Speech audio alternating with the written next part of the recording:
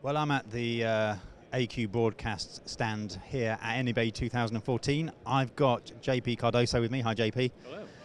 Now, JP, for those who don't know, tell us a little bit about AQ Broadcast, and obviously it's the first time you guys have been here at NAB, so give us a little overview of AQ Broadcast. Yeah, this is our inaugural run, and you could call us a startup, but we have actually a long history behind us. So a couple months ago, we actually split from AutoQ, and AutoQ to that point they're best known for teleprompters, but they also provided a end-to-end newsroom system, also a video server playout, and a production suite that really handles end-to-end production inside of one box. And what we did is we actually went the opposite direction of a lot of companies. Instead of creating a larger umbrella, we actually went off on our own, the workflow division did. And so we are exclusively developing video servers, production suites, and newsroom systems for the wider market. So give us a little overview of what you're showing here this year at NAB. Absolutely.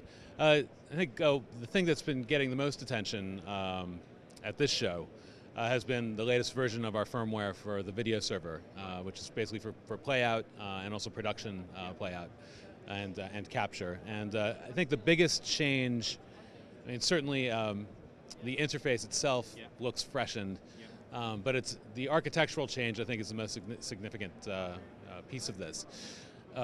Now the firmware, or the GUI if you will, runs on an abstraction layer. So it's running above the hardware, which means it's a much more resilient system.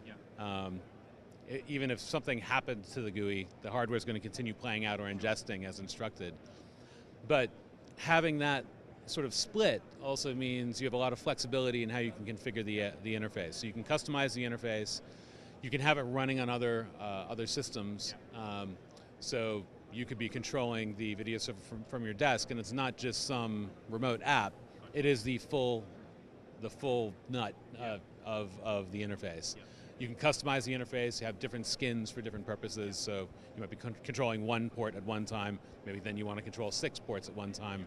You can control up to 144 ports within a single GUI, so that's been pretty impressive. And I think it's really increased the number of applications we're used for, whereas before we were sort of self-contained 2 or 4 port video server. Now we can put together a much larger group of ports, and it branches out into AV applications, houses of worship, things of that nature. So. Now it's worth also touching on, because it's something that we use as well, is the production suite. Tell us a little bit about that as well. Yeah, so basically the production suite is just another metaphor for controlling the video server hardware, because the hardware is a collection of I/O cards. So what the production suite does is use those as inputs and outputs. So that means we have a virtual mixer installed in there, so you can mix between sources. It also has a certain level of layering, so you can do chroma keys, picture-in-pictures, things of that nature, graphics. And it's very, very flexible in terms of configuration. So at one point, you could have maybe just 3 inputs coming into the system, and then an aux output, multiple aux outputs, and then your program stream. And then you could shift gears at some point later and have 7 inputs and 1 output. So there's a lot of flexibility there. Basically all that flexibility I was talking about in the video server extends to the production suite. It's just a different way of looking at that hardware. Brilliant. Now if people want to find out some more information about your whole range of products, what's the new website they can go to? The new website is www.aq-broadcast.com. JP, thank you very much. Thank you very much. The link is on screen now. Go and find out everything you need to know about the AQ broadcast solutions. We use them on the broadcast show live, and they work fantastically. Of course, we've been doing a lot here at NAB 2014. You'll find those on our website. That's broadcastshow.com.